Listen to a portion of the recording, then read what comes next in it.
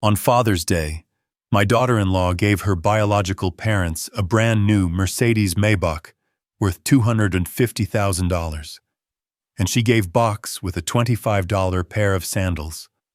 She laughed and said, "You love comfort, right, Dad?" Everyone at the table chuckled, cameras flashing, champagne flowing, and my son, my only son, put his arm around me, smiling for the photo. I smiled too, but inside I was seething with anger. It wasn't the sandals that hurt me. It was watching my son call another man Dad with pride in his voice, a pride he never had for me. That day, I realized something. I hadn't raised a man. I'd built a pedestal for a stranger to stand on. And that's when I decided, quietly, firmly, to take back everything I'd built. Not out of anger, out of dignity. Before we continue, please subscribe to the channel and tell us in the comments where you're watching from. My name's William Carter. I'm 71 years old, born on the southern edge of Tulsa, Oklahoma, where the summers were long, the dust clung to your boots, and the sound of an engine turning over could mean the start of another good day. I grew up around the smell of oil and burnt rubber. My father used to say that every man needed to know how to fix two things in life: his car and his mistakes. I didn't always manage the second one, but I made a career out of the first. I started as a kid sweeping the floors in old Mr. Delaney's auto shop. By 14, I was under the hoods myself, elbow deep in grease and ambition. There's something honest about an engine. It only gives back what you put in. That's what I loved about it. There's no lying to a machine. If it fails because you missed something. By the time I turned 28, I'd saved enough to open my own place. Carter & Son Garage. The name was more dream than fact back then, but I liked the sound of it. I wanted to build something that could last longer than my hands, something that one day my boy could take over. Linda, my wife, used to laugh when she saw the hand-painted sign I hung above the door. "Carter & Son?" she teased. "You don't even have a son yet." I'd smile and tell her, "I'm just getting ready." And a few years later, Michael came along, the best thing that ever happened to me, and the only thing I ever wanted to do right. Raising him wasn't easy, not after Linda got sick. She was the kind of woman who made silence feel like company. When she passed, the house lost its heartbeat. Michael was 15. I remember the night of her funeral, him sitting at the kitchen table staring at her chair. He didn't cry much, neither did I. We just sat there, the two of us, surrounded by the echoes of everything she used to make warm. From that night on, it was just us. The garage became our second home. I taught him how to change a tire, how to read the hum of an engine, and how to find calm in repetition. Some fathers take their sons fishing. I taught mine how to rebuild a carburetor. He was a quick learner, smarter than I ever was. His hands were clean, precise, not meant for the dirt and noise of the shop. Linda used to say he had a mind too big for small places. She was right. By the time Michael finished high school, he wanted more than wrenches and wheel grease. He wanted college. He wanted the world. I wanted that for him too. So I sold my 1969 Mustang Fastback, my first car, the one I'd restored bolt by bolt in my 20s.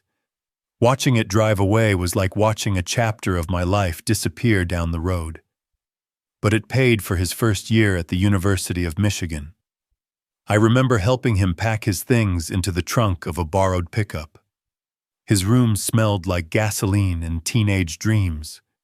He hugged me at the gate and said, "I'll make you proud, Dad." I told him, "You already did." And I meant it. For years, While he studied business and worked his way through internships, I kept the garage alive. 6 days a week, sunrise to sundown, the same rhythm. Open the shutters, wipe the counters, brew the coffee, wait for the first customer. It wasn't much, but it was honest. At night, I'd sit in the kitchen, reading his emails out loud like prayers. He was doing well, honors, scholarships, professors who saw promise.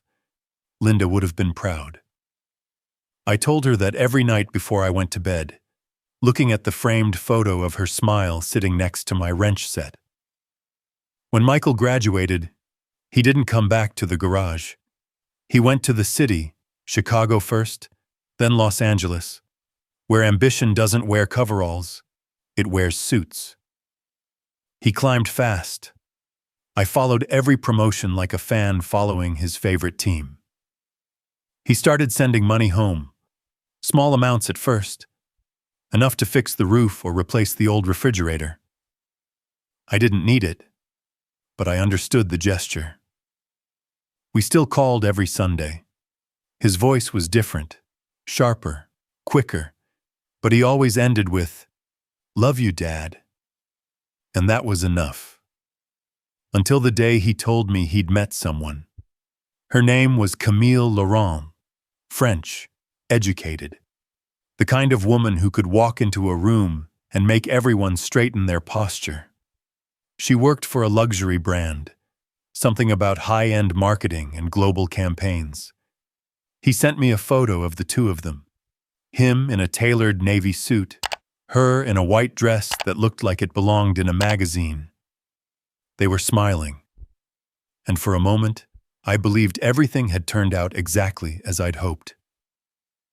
When I met her the first time, I was nervous. My shirt smelled faintly of oil no matter how many times I washed it. I remember shaking her hand, feeling how soft her fingers were, how different from the calloused hands that built her husband's childhood. She called me Mr. Carter the entire evening, even after I told her to call me William. Still, I thought she was kind, just different. Polished in ways that made me feel unfinished. That night, I told Michael, "You did good, son. She's a fine lady." He smiled. "She makes me better, Dad." I nodded, proud and a little scared, because when a man starts changing for someone else, he rarely changes back. The years went by faster after that. They married in Napa, surrounded by people who smelled like money and spoke like they'd never been wrong. I stood there in a rented tuxedo, my cufflinks older than most of the guests, and I watched my boy take her hand. It was the proudest day of my life, and somehow the loneliest. After the wedding, they moved to San Diego, to a glass and stone house overlooking the Pacific, the kind of view that humbles you. They came back to Tulsa only twice in 10 years, once for Thanksgiving, once for Linda's memorial. But every month, like clockwork, I'd get a text from Michael. "Hey, Dad, busy week. Hope you're doing okay." I'd reply with a thumbs-up emoji I barely knew how to use. It was enough for a while. Then, one afternoon, he called with excitement in his voice. "Dad, you won't believe it. Camille's company's expanding. She's setting up her own branch. We're opening a design studio." I congratulated him, of course. What he didn't mention was where the studio would be. A few weeks later, a legal letter arrived at my door, addressed to Carter Property Holdings. That's when I realized. The studio was built in my old commercial lot, the one I'd never sold, just leased out years ago under my own name. Michael never asked. Camille never thanked me. They just assumed it was theirs, because I'd always said yes. But I let it go. I told myself that's what fathers do. They give and they keep quiet about the cost. And I believed it when I said to myself, if you raise a good man, You've done enough for this world. Maybe I should have asked what happens when the good man forgets who raised him. The shop closed 3 years ago. My knees gave out before my heart did. Now the sign Carter and Son hangs in the corner of my living room, a piece of memory more than business. Some mornings I still wake up before dawn, reach for my work boots, and then remember. There's nowhere to go. People think loneliness is silence. It's not. It's the sound of memories talking back to you. The squeak of the garage door that isn't there anymore. The click of wrenches that no one else knows how to use. I still keep a small box on my kitchen table. Inside, there's a photo of Michael, about 10 years old, wearing a grease-stained t-shirt and grinning with 2 missing teeth. Underneath that, a note he wrote in crayon. When I grow up, I want to be just like you, Dad. Sometimes I take it out and read it, even though I know the words by heart. And I smile, quietly, sadly, but proud. Because for all that's happened, and all that's yet to come, I did raise him. And for a while, that was enough. San Diego greeted me that morning with the kind of sunlight you see in postcards. Soft, golden, almost dishonest in how gentle it looks. Michael had insisted I come out for the weekend. Nothing fancy, Dad, he said over the phone. Just a small Father's Day lunch. Camille's putting something together. I believed him. Because when you're a father, you always want to. I hadn't seen their house since they finished building it. When the taxi pulled up, I had to stop for a moment. It wasn't a home. It was a statement. Glass walls, white stone, and a driveway wide enough for 3 cars. You could smell money before you even rang the bell. The door opened before I could knock. Camille appeared, radiant as ever, her perfume light, her voice smooth as silk. "William," she said, smiling the way people do when they greet someone they don't quite expect to stay long. Behind her, Michael waved. "Hey, Dad, you made it." I stepped inside, feeling the kind of distance you can't measure in feet. The marble floor reflected my boots.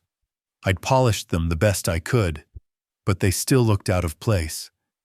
The living room was full of people, her parents, the Laurents, both dressed like they'd stepped out of a lifestyle magazine.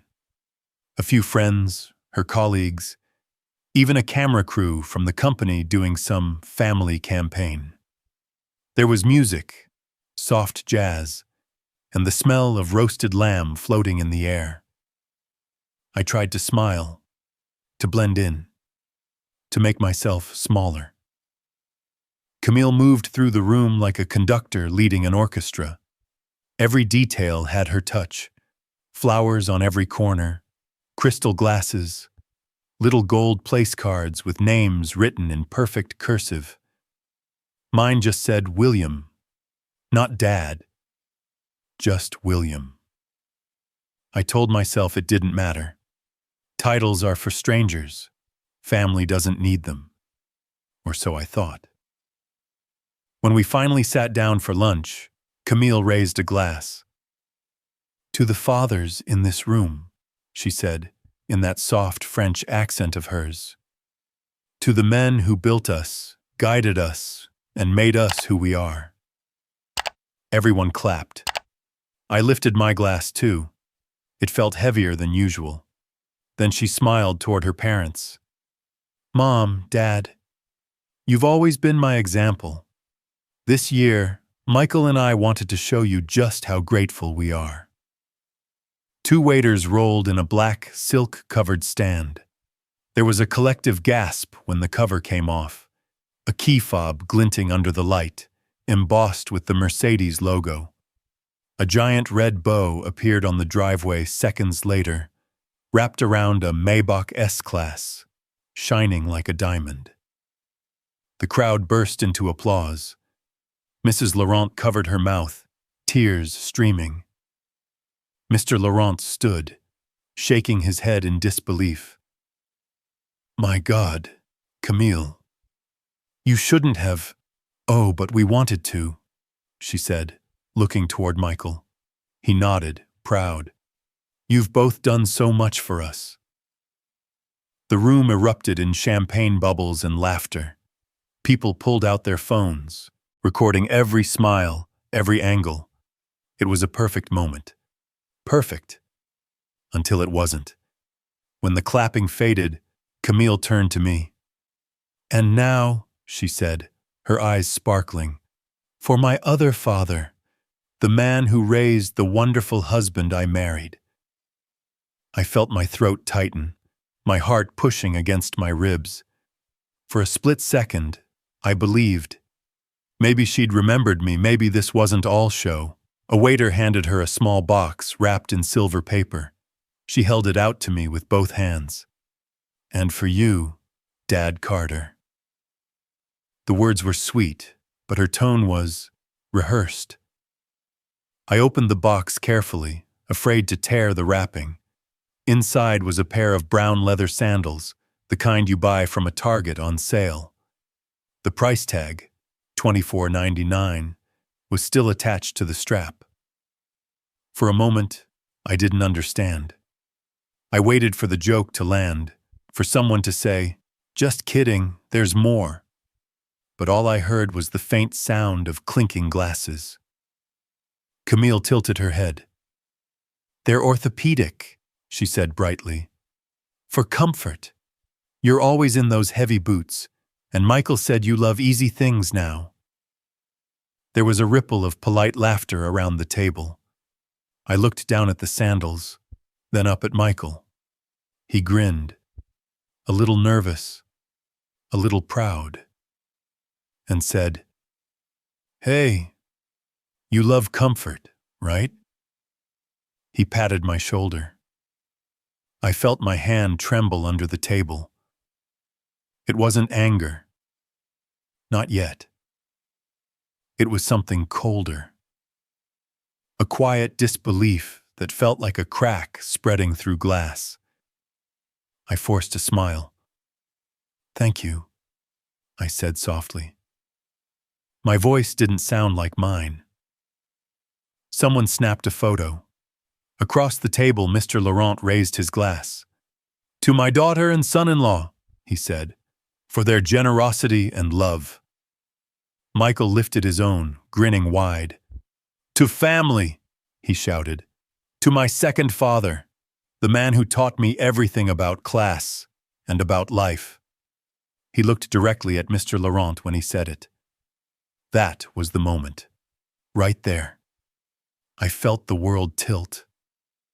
It wasn't the sandals that hurt me, I would think later. It was hearing my son call another man dad, with a pride he never had for me. The rest of the afternoon blurred. I heard laughter, saw flashes of camera lights, people hugging, voices overlapping like wind. I chewed the food without tasting it, smiled when someone looked my way. Every once in a while, Michael would lean in and say, "You okay, Dad?" And I'd nod, because fathers don't ruin moments, even when the moment ruins them. Camille made a toast about family unity. Mr. Laurent kissed her forehead. Mrs. Laurent cried again. Someone passed me a plate of dessert I didn't touch. I remember glancing down at the sandals beside my chair, the brown leather dull under the chandelier. They looked so small. So did I. When the party ended, people began taking photos near the new Mercedes. The engine purred as they tested it, the kind of hum that used to thrill me. Now it just sounded like distance. Michael stood with his arm around Camille, both glowing in that artificial happiness that photographs so well. I stayed back, near the patio doors, watching. A woman approached, a family friend, maybe one of Camille's colleagues. She smiled politely.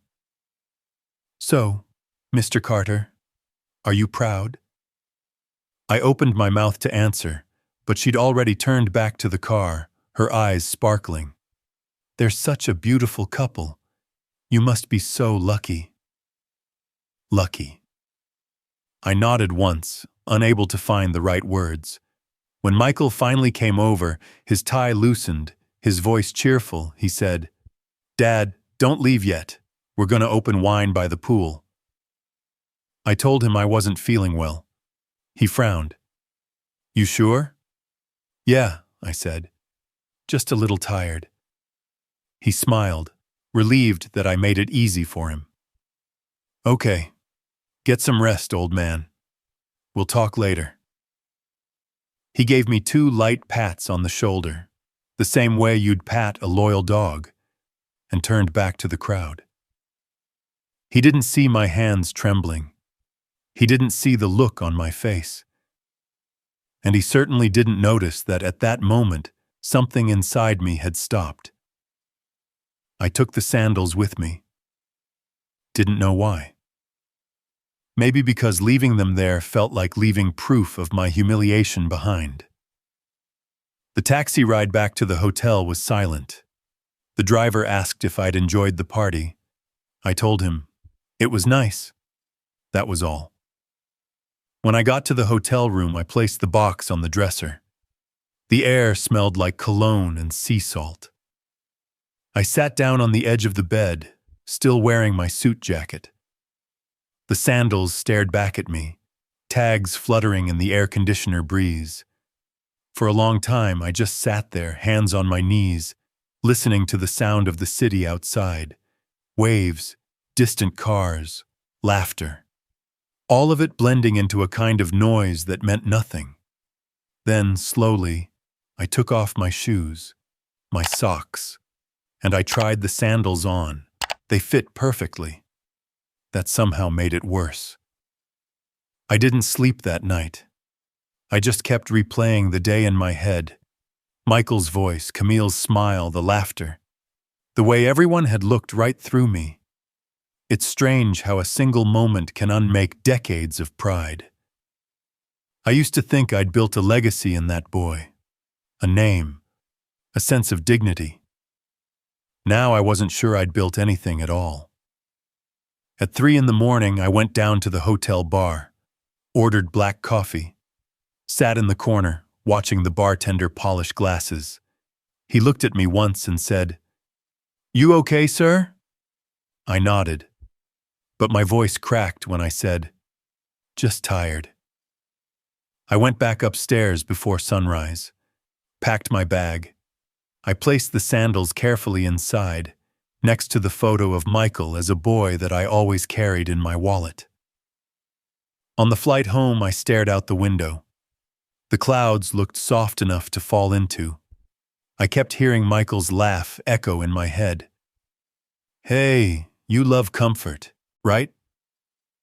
When I reached Tulsa that night, the garage was dark. The key scraped against the lock, same sound it made for 40 years. Inside, everything smelled of oil and time. I set the sandals on the workbench. Next to them, the framed photo of Linda. "I guess we did too good a job, huh?" I whispered. Her smile didn't answer, but I could almost hear her voice. "You gave him everything, Will. Maybe too much." I leaned against the counter, my hands flat on the cold metal, breathing slow. Fathers aren't supposed to cry. We're supposed to fix things. But there are some breaks you can't repair with a wrench. I didn't cry that night, or the night after. But every morning when I opened the garage door and saw the sunlight hit those sandals, I felt something inside me shift, like a hinge coming loose. I knew what I was feeling wasn't anger. It was grief. Grief for a son who was still alive but gone just the same. That Father's Day didn't end when the party did. It stayed, in the corners of my thoughts, in the space where pride used to live. I still loved him, That's the curse of being a parent. No matter how much they forget you, you can't forget them. But love, I realized, doesn't mean surrender, and silence doesn't mean weakness. Something had broken that day. But not me. Not yet. The first thing that greeted me when I got home wasn't silence. It was memory. The kind that lingers in the smell of the walls, in the creak of an old wooden floor that still remembers the weight of your wife's footsteps. Linda's chair was still by the window, a soft indent where her body used to fit perfectly. The light came in just the same, cutting across the floor like it always had. For a moment, if I squinted, I could almost believe she'd just stepped out to make coffee.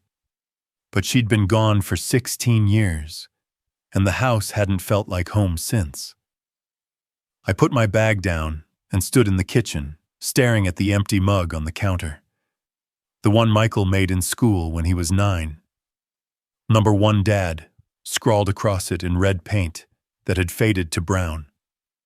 The handle had been cracked and glued back together twice. I kept it anyway. On the table sat the box with the sandals, still unopened, still an open wound. I didn't need to look at them to feel the sting. That evening, I walked out to the garage. It smelled of dust and engine oil, the perfume of my entire life. The sign above the workbench was still there. Carter and Son Garage. The paint had chipped, the colors faded, but the word son still stood out like it refused to die. I ran my hand over the letters, feeling the rough wood under my fingers. Carter and Son, I whispered. Guess it's just Carter now. The silence that followed wasn't empty. It was full. Full of what used to be. I sat down on the stool, the same one I'd used for 40 years, and let my eyes drift around the room. The rusted tools, the worn-out rags, the oil stains on the concrete. Every mark told a story. Every story led back to him. I could still see that boy in my mind. Michael at 12, barefoot in summer, hair stuck to his forehead, watching me change a brake pad like it was magic. Hard work smells like gasoline, remember that? I used to tell him. He'd wrinkle his nose, laugh, and say, then you must smell like the hardest worker in Oklahoma. He had that spark, that humor that made you believe he'd grow up to be someone strong. And he did. Just not the way I imagined. I leaned back, closing my eyes. In the darkness behind my eyelids, the years played like film reels. The day Linda got sick. The night we prayed she'd see Michael graduate. The morning she didn't wake up. After that, the house turned into a workshop with a bed. I poured every ounce of love I had left into my son, like a man trying to fill a hole with his bare hands. When Michael went to college, I'd send him small checks, handwritten notes. He'd write back sometimes. Doing good, Dad. Don't worry. I worried anyway. Then came the phone call. The one where he said he and Camille were getting married, and that they wanted to start something of their own. A business. Their dream. He sounded so proud, so sure. And I wanted to be proud too. The only thing I had worth selling was my old 1967 Mustang Fastback, the car I'd rebuilt with my father before he died. It was the one thing I swore I'd never let go of. But when your son tells you he's ready to build something, you don't think twice. I sold it the next morning, didn't even haggle, just took the check, walked straight to the bank, and wired the money. He called later that night. Dad, you didn't have to do that. I wanted to, I told him. Use it wisely. He said, I will, I promise. I believed him. That was 12 years ago. And the building he bought, the one standing proudly on the corner of 14th and Birch, still has my name on the deed. I kept the papers locked in a drawer, not out of suspicion, but out of habit. I never transferred it because I never imagined I'd need to. After all, what's a father's name for if not to protect his child? Now that building houses Camille's brand office, all glass and white marble, the same one I helped finance, the same one she shows off in magazines as a symbol of her success. The irony isn't lost on me. Sometimes I drive past it. I don't stop.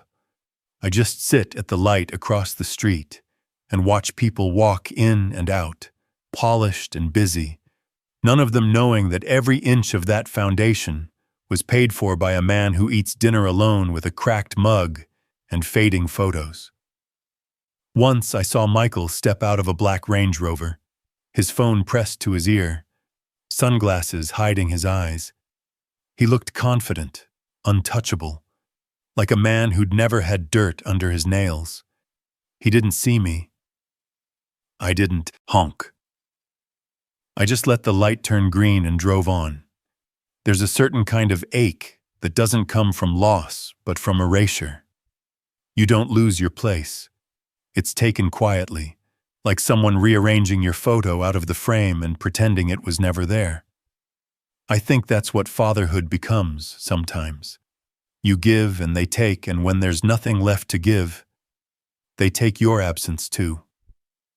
I don't blame him. Not entirely. The world he lives in isn't built for men like me. My calloused hands, my simple ways, they don't fit in his glass offices and charity galas. But still, there's a line between moving forward and moving over the man who carried you there. I sat there for a long time, listening to the night settle in. A train horn echoed in the distance, the kind of sound that makes you feel small, but strangely alive. I looked at my hands, old, scarred, steady, the same hands that once lifted my son when he fell, that built a garage from nothing but stubbornness and borrowed tools. Now they were still, resting on my knees. Somewhere along the way, I murmured to the empty room. I stopped being his father and became his foundation, just something to build on and forget. The words hung there, heavy but true. There's something cruel about realizing your purpose is complete before your story is. You spend your whole life preparing someone for the world, and one day you wake up to find they've built a world where you no longer belong. People say that's just how life goes, that every generation moves further than the last. But nobody talks about what it feels like to be left behind in the process. Linda would have handled it better. She had grace, the kind that made other people behave just by being near her. She used to tell me, "Don't take pride too seriously, Will. It's just a bruise waiting to happen." She was right.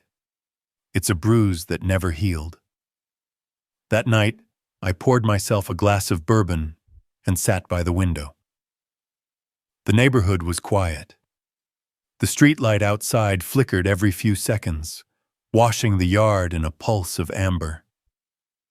I thought about calling Michael, just to say hi. But what would I say? Happy life? Enjoy the view from the house your father built. No. Silence was easier. Silence doesn't demand forgiveness. I sipped my drink slowly, the burn familiar, comforting even. The clock ticked. The night deepened.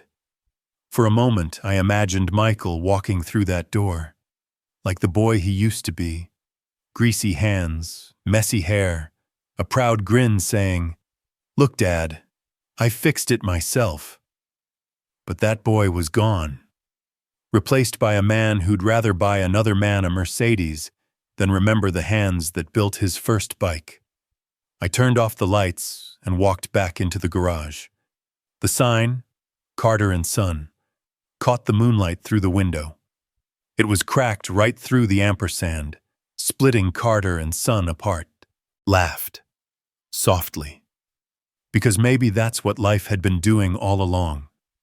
Splitting the two words without either of us noticing. Before heading to bed, I picked up the sandals from the table, still in their box. I set them beside the workbench. I don't know why I kept them. Maybe as a reminder. Maybe as evidence. Or maybe just because part of me still wanted to believe they meant something, even if they didn't. That night, before sleep took me, I whispered to the empty air, "You gave him the world, Will, and he gave you sandals. Fair trade, I guess."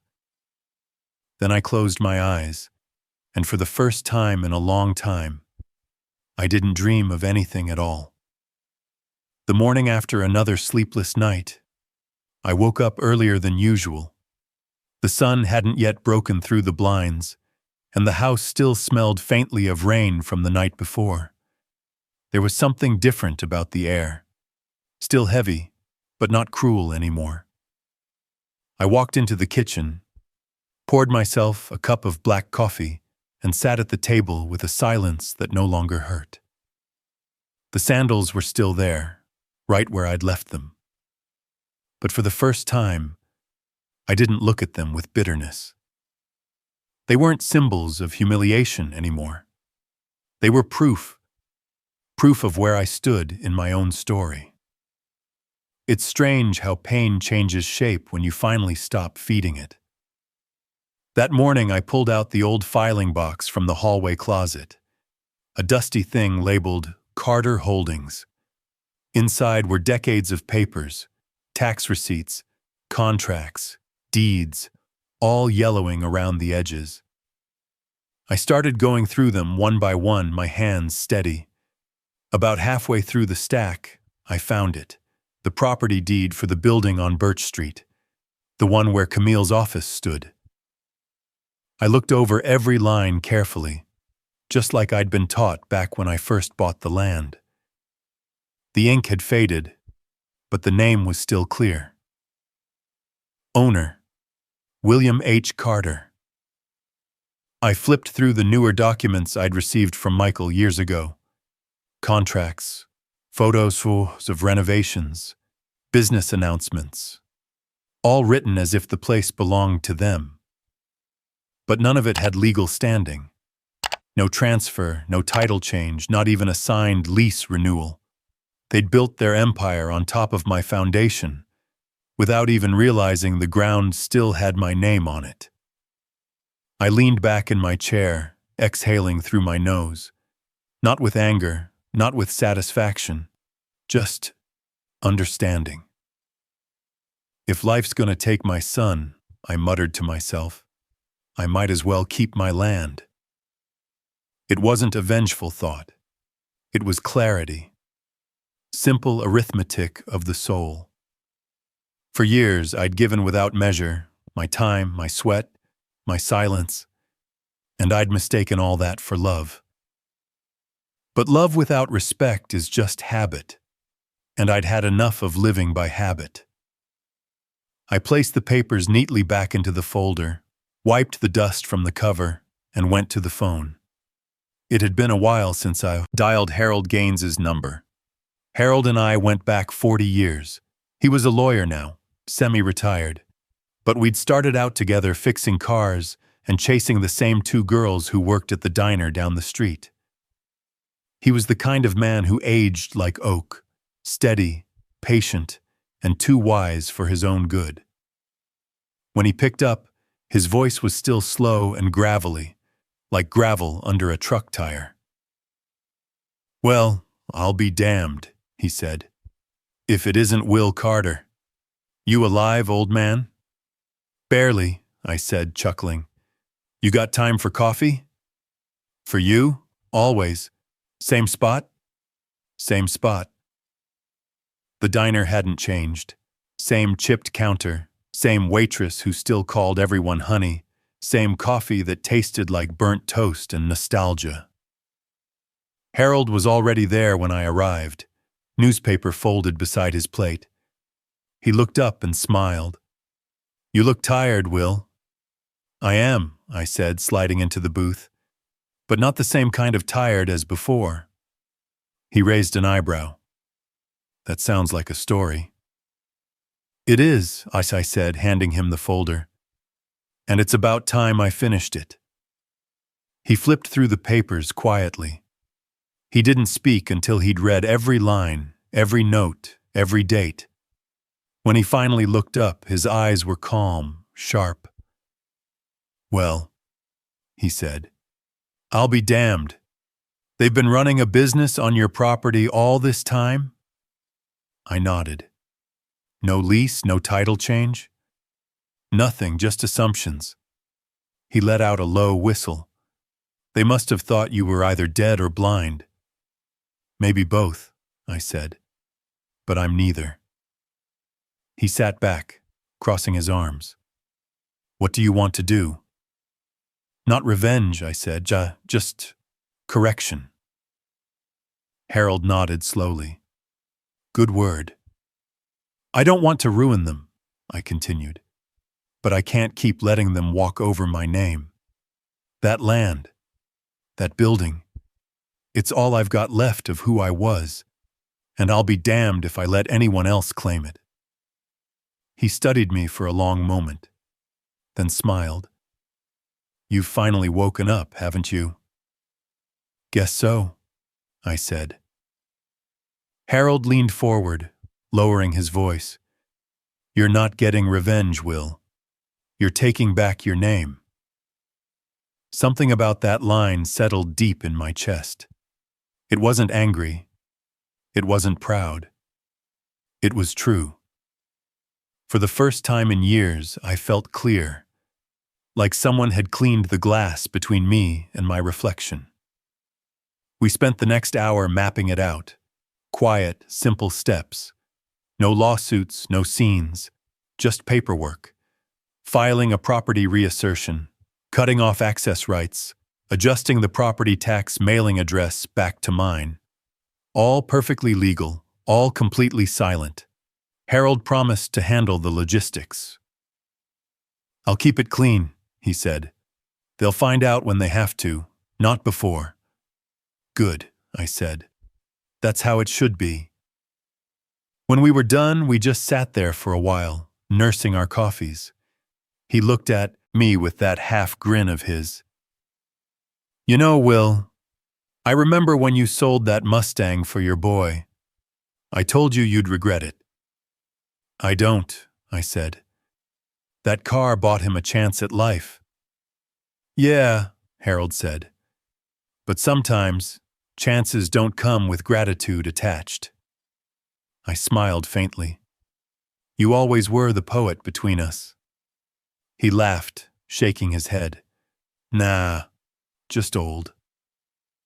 We said our goodbyes like men who didn't need to explain their friendship. Back home, when I sat in the garage again, the folder now neatly stacked beside the sandals. Two symbols side by side, one of humiliation, one of reclamation. I looked at them and realized how thin the line is between being forgotten and being remembered. It's not the world that decides that. It's the moment you stop surrendering. Outside, the sun was setting, pouring gold across the cracked concrete floor. The sign above my head caught the light. Carter and Son, glowing faintly in the amber glow. For the first time, I didn't feel the urge to look away. I didn't feel ashamed. I whispered to myself, maybe it's not too late to remind them who built this place. Then I closed the folder, stood up, and turned off the light. The garage door creaked shut behind me, the sound echoing like punctuation. Not an ending, not quite a beginning. Just a man finally learning the weight of his own name. The next morning, I woke up before dawn. No dreams, no hesitation, just a stillness that felt like steel settling into place. The kind of silence that comes when you finally stop asking why and start deciding what now. I made my coffee black, as always. No sugar, no cream. The bitterness didn't bother me anymore. It grounded me, reminded me that truth, like coffee, isn't meant to be sweet. It's meant to wake you up. By 8, I was downtown standing inside the county records office. The clerk was young, polite, and too busy to care about old men with folders. I slid the paperwork across the counter. "Property title verification," I said. "William Carter." She typed for a minute, then looked up. "Yes, sir. It's still under your name. You'd like certified copies?" "3," I said, "and a restriction form." Her fingers froze. "Restriction?" I nodded. "I want to limit external use and construction modifications unless approved by the owner." "Me." She blinked, then nodded quickly, probably used to family dramas hidden behind polite smiles. "That can be done. You'll need a notarization." "That's next." By noon, I was sitting across from Mr. Leeds, a notary who'd worked in town for decades, the kind of man who still used a fountain pen and believed paper carried more weight than pixels. He adjusted his glasses as I signed the last page. "You sure about this, Will? This'll freeze any corporate or personal activity linked to the property." "That's the point," I said. He chuckled softly. "I like the sound of that. Rare to see someone use the system right instead of shouting at it." I looked up. "I've shouted enough in silence." He stamped the papers with a heavy thunk, the sound of something final, something clean. "Done," he said. "She's yours again. Always was." Back home, I placed the certified documents into a new steel lockbox. Not the dusty drawer, not the shelf above Linda's photo. A real safe, bolted to the wall behind the workbench in the garage. I set the combination carefully. 1978. The year I opened my first shop. The year everything started. Inside, I added one more thing. The photo of Michael at 10 years old, holding a wrench twice the size of his hand. Not as a keepsake, as a reminder of what I'd built and what I'd lost. Then I closed the door and turned the dial. The lock clicked shut with the kind of certainty I hadn't felt in years. A few days later, my phone rang. It was Camille. Her voice was smooth, sugar-coated like every corporate script she'd ever written. "Hi, Dad Carter. I hope you're well. Listen, we're planning a small renovation in the office, just expanding the showroom a bit. I sent you some documents to sign for approval." I waited a second before answering. "No need, Camille," I said calmly. "That property isn't yours." Silence. A long one. She laughed softly, that nervous kind of laugh people use when they don't know they've lost control. "Oh, of course, but it's technically ours to manage, right?" "No," I said. "It's mine. Always was." And then, before she could twist words into apologies or excuses, I added, "Good luck with the renovations.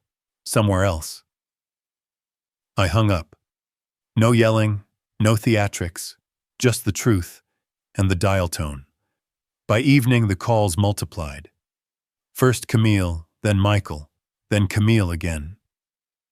I let everyone go to voicemail. They tried texts next. "Dad, what's going on? Can we talk? Please, it's urgent." I deleted them all without reading past the first line. Sometimes silence makes more noise than shouting ever could. The following week, Michael showed up. He didn't call ahead. He just appeared, standing in the doorway of my old garage, wearing an expensive shirt that didn't fit the smell of oil and iron. He looked around like he was seeing it for the first time. The shelves, the tools, the light falling across the dust. "Dad," he started, "we need to talk." I didn't stop what I was doing, just kept wiping the grease from my hands with a rag. "Go ahead," I said. He hesitated. "Camille's upset. She says you— I know what she says. She says you blocked the property. We can't make any changes, can't apply for loans. Dad, what are you doing?" I folded the rag, placed it on the counter, and finally met his eyes. "You gave me sandals," I said, voice calm. "I'll give you silence." His lips parted, as if to argue, but he saw something in my eyes that stopped him cold. He nodded slowly, stepped back toward the door, and whispered, "You didn't have to do this." I turned away. "No, Michael. I had to." He left without another word, and for the first time, I didn't feel guilty watching him go. The days that followed were quiet. Not empty, just different. I started cleaning the garage again. Not as a man trying to remember his past, but as someone preparing for a new one. The walls got a fresh coat of white paint. The floor swept and sealed. The old fluorescent light flickered back to life after years of neglect. I rehung the sign outside. The old Carter and Son lettering was too painful to keep. So I repainted it myself, bold and clean. Carter's Workshop, since 1978. Not a memorial, a reclamation. Each stroke of the brush felt like breathing again. Not as a father, not as a victim, just as a man who built something with his own hands and decided to stand under his own name once more. A week later, the door creaked open while I was repairing an old carburetor. A young voice called out, "Mr. Carter?" I looked up. A boy, no, a man, maybe 22, stood there. Skinny, nervous, smelling faintly of gasoline and curiosity. "My name's Ethan," he said. "Mr. Gaines told me you might need some help around the shop." Harold, always one step ahead. I nodded toward the workbench. "You ever fix a carburetor before?" "Not really," he admitted, "but I've watched a few videos." I chuckled. "Then you already know too much and not enough at the same time." He smiled, that earnest, hungry smile I used to see in the mirror 40 years ago. "All right, Ethan," I said. "Grab that wrench. Let's start with something real." Days turned into a quiet rhythm again. The kind of rhythm that made sense to me. Mornings filled with the sound of tools, afternoons with the hum of engines. Ethan was a quick learner. Careful, curious, never rushed. He called me sir without being told to. He listened more than he talked. And he reminded me that respect doesn't need blood to exist. Just character. One afternoon, while tightening a bolt, he looked up and said, "Mr. Carter, you ever miss your old team? The people who worked here before?" I paused. "I used to think I did," I said. "Now I think I just missed who I was when they were around." He nodded like he understood. Maybe he did. As the weeks passed, customers began returning. Old friends who'd heard I was back in business. Some brought their cars, others just came for the conversation. They'd look around and smile. "Didn't think we'd see this place alive again." And I'd reply, "Neither did I." There was peace in that. The kind of peace that doesn't come from fixing engines, but from fixing yourself. One evening, as the sun slipped behind the rooftops, Ethan turned off the radio and asked quietly, "Mr. Carter, can I ask you something personal?" "Go ahead." Why'd you reopen the shop after all this time? I thought about it. About Linda. About Michael. About the sandals. The silence, the safe. Then I said, because I spent half my life teaching someone how to build something. I just forgot to keep building myself. He smiled, not with pity, with understanding. Then he got back to work. That night, I locked up the garage and stood outside, watching the freshly painted sign glow under the porch light. Carter's Workshop, since 1978. The air smelled of oil and possibility. For years, I'd chased legacy through blood. Now I understood. Legacy doesn't need a surname. It needs witness. It needs continuation. Ethan wasn't my son, but he carried something my own son had dropped somewhere along the way. Respect, hunger, humility, and maybe that was enough. I went inside, poured myself a drink, and sat by the window. The house was quiet, but not lonely. My phone buzzed once, Michael's name flashing on the screen. I watched it ring, then fade to silence. Outside, the moon hung low, reflected faintly in the chrome of an old toolbox I'd polished that morning. I whispered to myself, let them build what they want. I'll rebuild who I am. Then I leaned back, and for the first time in a long time, I slept without remembering the sound of applause that wasn't for me. It started with an envelope. A plain white one slipped through my mail slot early one Tuesday morning, stamped with the seal of the San Diego County Recorder's Office. Inside was a single page, a confirmation notice. Property rights successfully reinstated. Owner of record, William H. Carter. All prior third-party use permissions are hereby void. I read it twice, slowly, then folded it neatly and slid it into my pocket. The law had spoken, quietly, cleanly, without anger. By noon that same day, it was no longer a secret. Camille must have received her copy first. The calls came in waves, 3 from her, 2 from Michael, and 1 from an unfamiliar number that I assumed was their lawyer. I didn't answer any of them. Then came the texts. Dad, what's going on? We just got a notice about the building. Tell me this is a mistake. I didn't reply. Sometimes letting someone sit in silence is the only way they'll finally hear themselves. By the end of the week, the fallout began. The city inspectors froze their renovation permits.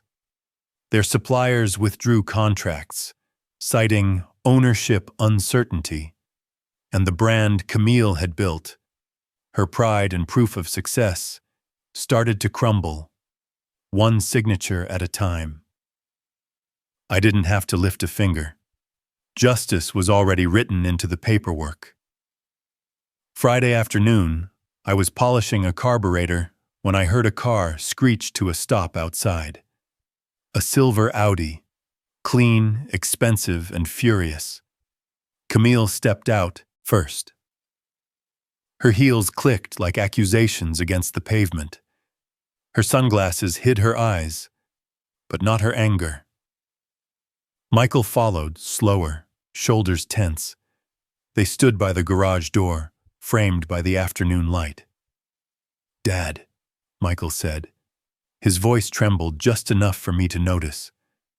We need to talk. I didn't stop working. I just nodded toward the small bench. Go ahead. Camille didn't sit. She took off her sunglasses, her eyes sharp and red. You're destroying us, she said. Her words hung in the air, brittle, rehearsed, trembling between fury and fear. I wiped my hands with a cloth, folded it neatly, and met her gaze. No, I said. I'm just reclaiming what you forgot. She flinched, maybe from the calm in my tone. People like Camille don't understand calm. They mistake it for permission.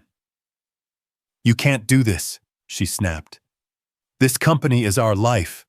Everything we've built on my land, I interrupted. That doesn't matter, she shouted. You gave it to us. I shook my head. No, I lent it, out of trust. And trust, I said softly, has an expiration date. Michael stepped forward, palms raised, like a man trying to stop a slow-moving storm. Dad, please, just listen. You don't understand how bad this is. The contracts, the employees, the banks, everything depends on that property. I met his eyes, those same brown eyes that used to look up at me from under a baseball cap, covered in grease and sunlight. I understand perfectly, I said. You built a business. You built a life. You just forgot to build respect. Camille turned away, pacing. This is insane, she muttered. We'll take legal action. We have to. You can try, I said. But the law doesn't erase names. It just reads them. Michael's voice broke then. The sound of a man realizing the consequences had finally arrived. Dad, he said quietly, please don't do this. We'll lose everything. I looked straight at him. You already did, I said. You lost me. For a moment, nobody spoke. The wind outside carried the sound of a passing truck, the hum of the world moving on. Camille lowered her head, shaking it. Michael stared at the floor, jaw clenched, eyes glassy. When I turned away, it wasn't dramatic. It wasn't cruel. It was necessary. I picked up the wrench, wiped a small smudge off the metal, and went back to work.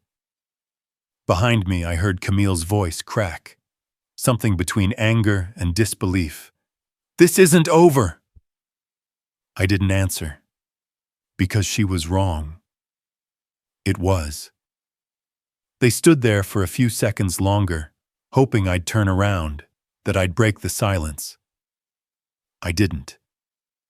When the car finally pulled away, the sound of the engine faded like the last line of a bad song.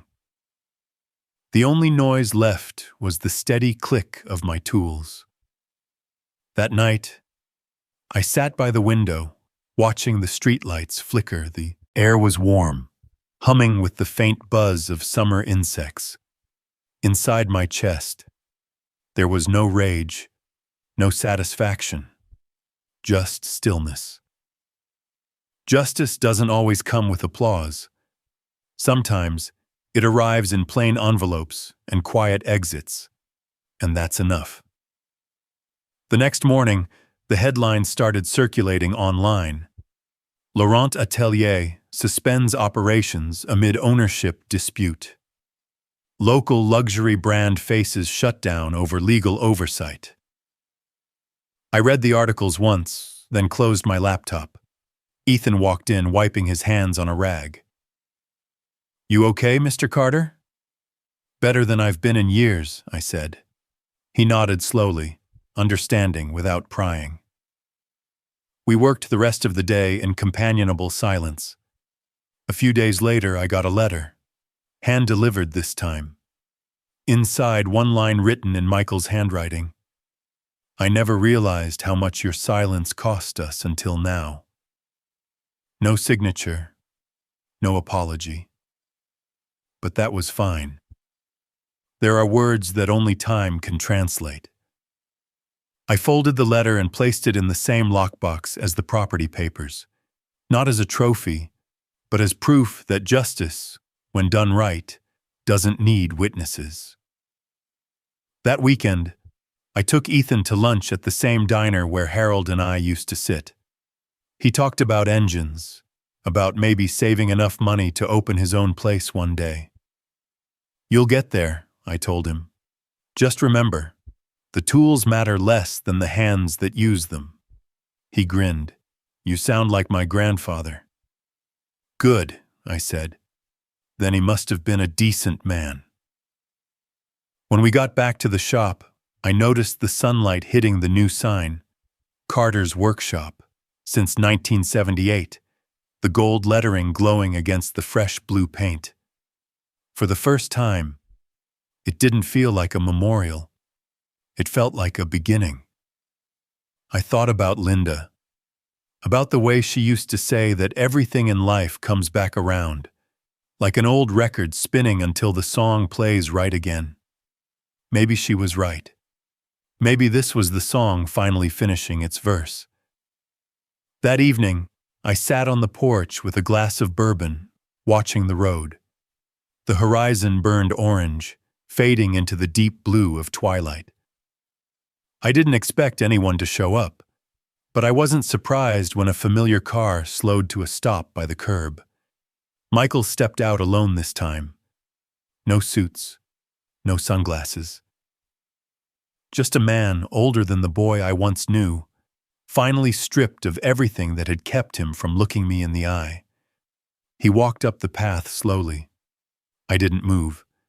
He stopped at the steps, hands in his pockets. Dad, he said softly. I don't know what to say. Then don't, I said. He nodded. Silence stretched between us. Long, heavy, but not hateful. There was sorrow there, regret, maybe even understanding. After a while, he whispered, I thought you'd be proud. I looked at him, not the man he became, but the boy he used to be, and I said, I was, until you forgot what made you one of us. He swallowed hard, blinked fast, then turned to leave. When he reached the gate, I spoke again, not loud, just enough for him to hear. Take care of her, I said. He paused, looked back once and then nodded. Then he was gone. Later that night, as the crickets sang outside, I walked back into the workshop. The air was cool, the tools lined perfectly, the sign gleaming in the moonlight. I could almost hear Linda's laugh in the hum of the fluorescent light, and for once it didn't make me ache. I stood there looking around at the space that had seen my beginnings, my failures, my reckonings. And I spoke, not to anyone, just to the air that had listened all along. I didn't raise a businessman. I raised a boy who mistook silence for weakness. Today, he learned what silence really sounds like. Then I turned off the light. The garage door slid down, sealing the day behind me. Outside, the night was calm, and somewhere, miles away, a man finally began to understand the price of forgetting where he came from. A year passed, quietly, almost gently, like the sea erasing footprints on the shore. I'd moved north to Santa Barbara, into a small one-story house that looked out over the ocean. Mornings began with the sound of gulls and ended with the hush of the tide rolling in. The air smelled of salt and eucalyptus, clean, forgiving. There was no marble, no noise, no applause here. Just space enough for one man and his thoughts. I'd traded the hum of engines for the rhythm of waves. And for the first time in decades, that silence didn't weigh on me. It healed me. Back in Tulsa, the old garage had changed too. What was once Carter's workshop was now Carter's legacy program. It wasn't a business anymore. It was a school. A place for young men and women who'd never been given a chance to build something with their own hands. Ethan ran it now. He'd turned out better than I could have hoped. Smart, kind, patient. He sent me photos every month, rows of students in worn coveralls, laughing over open hoods, grease on their faces, and pride in their eyes. The first time I saw their faces, I felt something shift deep inside me. Not pride, not even nostalgia, something purer. A quiet gratitude that what I'd built was no longer tied to blood, but to purpose. Maybe that was what legacy was supposed to mean all along.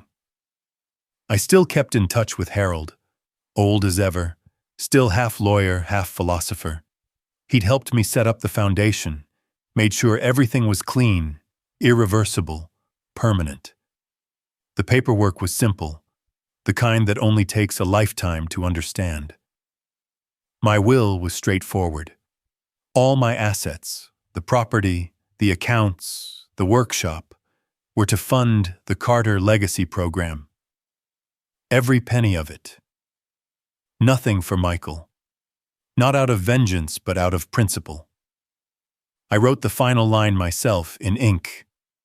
Inheritance is not what we leave behind. It's what we teach them to value while we're here. When Harold read it, he just nodded. You finally got it, Will. Got what? I asked. He smiled. That love without boundaries isn't love. It's surrender. I poured us both a drink after that. Days here passed in peace. I'd wake early, take a slow walk along the beach, stop by the same cafe for black coffee and a slice of toast. People there knew me only as Mr. Carter, the quiet man who reads by the window. And that was exactly who I wanted to be. The sea has a way of softening everything, even memory. The sharp edges fade. What's left is only what matters. Sometimes I thought about Michael, not with anger anymore, but with a kind of distant understanding. The way you think of an old scar when the rain comes. He was still my son, just not the same boy I raised, and maybe that was enough too. One Sunday morning, Father's Day, the mail arrived late. A small envelope, hand-addressed, no return name, just to Dad. I knew the handwriting before I even opened it. Inside, a single sheet of paper. The ink was shaky, hesitant, like someone who'd written the sentence 100 times before finally sending it. I understand now. You never wanted gifts. You wanted respect. I'm sorry, Dad. Michael. I sat there for a long time, holding the letter between my fingers. The words didn't sting. They didn't heal, they just settled. Outside, the sun had climbed high, scattering gold across the window pane. The ocean shimmered, endless, indifferent, alive. I folded the letter carefully and placed it in the desk drawer beside a small bottle of bullet bourbon. Then I poured myself a glass, no ice, and took it out to the porch. The chair creaked under my weight, old wood groaning like an old friend. The light spilled across the railing, warm and slow. I raised the glass, not in a toast, not in victory, just acknowledgement. To Linda. To the boy who'd once called me a hero. To the man who finally learned to forgive without forgetting. The bourbon burned gently on its way down, leaving warmth where bitterness used to live. And in that quiet morning, I felt something unclench inside me. A letting go that didn't feel like loss, but release. The sea kept moving, as it always did. Waves rising, falling, erasing, returning. I thought of all the years I'd spent chasing fairness, love, respect, things that were never meant to be chased. They were meant to be lived, one steady day at a time. I smiled to myself, hearing Linda's voice somewhere in that breeze. You did good, Will. You finally stopped fixing things that weren't yours to fix. I leaned back, eyes half closed, the world quiet around me. And in the voice that had carried me through every storm, I whispered, I forgave him. Not with words, but with peace. Because dignity isn't given, it's reclaimed.